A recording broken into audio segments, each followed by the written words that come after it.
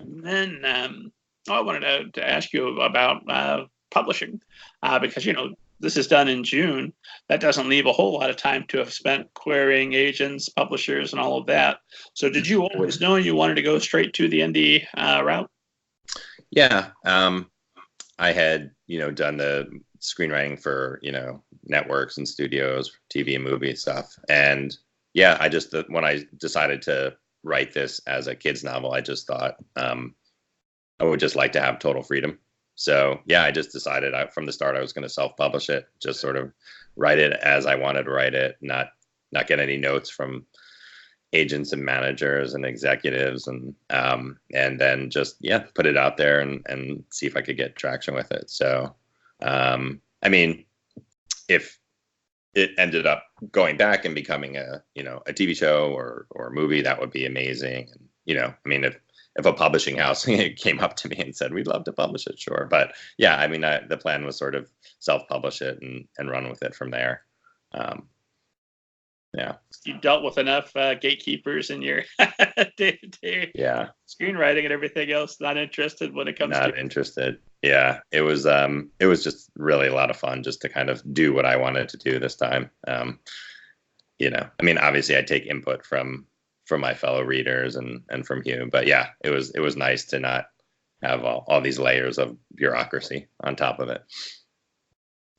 It's a nice thing about indie publishing is I always make the joke when I teach a class on self-publishing is there is no one way to publish. There is no right way to publish.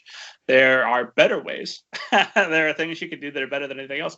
But if you go to a conference and you go and you spend some time with the traditionally published authors and you go and you spend some time with the indie published authors, usually the vibe is just a little bit happier on the indie side. Oh, really? That's interesting. That's funny. So you've actually noticed the difference. Yeah, well, they're all singing and dancing. We got no strings. They can do whatever they like. No puppets here. Yeah, that's funny. Okay, well, I feel better about my decision. The traditional authors are having a great time as well, and everybody's jealous of everybody. The traditional guys will come over like, "What? You could just do anything? That's amazing! And you're allowed to do that? I can't do that." And then the authors, indie authors, will come over and say, "Wait, your editor did what for you now? Your publicist did what? Oh, I need that." So everybody's jealous of everybody still. Yeah. Grass is always greener. Yep. Worse. None of that in Hollywood, I'm sure. Yeah. Exactly. So, you've already pitched it as a TV series once, but of course, after this podcast hits and the book becomes a #1 bestseller, because I'm told that this podcast has that power, then you'll be out and you'll be pitching, and then theoretically you could be adapting a book that you originally adapted from a screenplay to a book, now back to a screenplay, right? Yeah. And then maybe they'll make a video game based on the book, which has a video game based on the movie. But yeah, something like that. And then 20 years from now, the reboot musical. Yes. That'd be awesome. Broadway, here we come. So let's